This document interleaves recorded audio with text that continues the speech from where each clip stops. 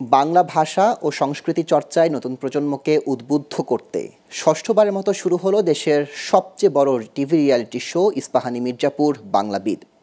বাংলায় জাগি ভরপুর স্লোগানে শুদ্ধ বাংলা চর্চাকে নতুন প্রজন্মের কাছে আরও ছড়িয়ে দেবার প্রত্যয়ে জনপ্রিয় চা ব্র্যান্ড ইস্পাহানী মির্জাপুর এই প্রতিযোগিতার আয়োজন শুরু করে 2017 সাল থেকে।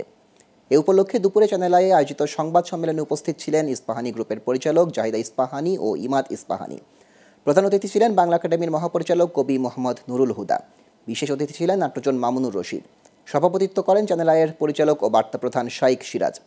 এছাড়া উপস্থিত ছিলেন ইস্পাহানী টি লিমিটেড ও চ্যানেল আইয়ের কর্মকর্তারা। ষষ্ঠ বর্ষের নিবন্ধন শুরু হয়েছে 16 মে থেকে, চলবে 30 জুন পর্যন্ত। ষষ্ঠ থেকে দশম শ্রেণীর শিক্ষার্থীদের অংশগ্রহণে এই প্রতিযোগিতা হবে।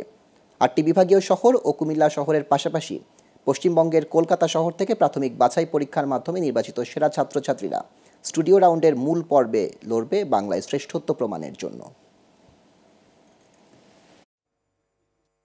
বাংলাকে যেমন ধ্বংস করা যাবে না, তেমনি বাংলার বৈশ্বিকতাকে, স্থানিকতাকে ধ্বংস করা যাবে না।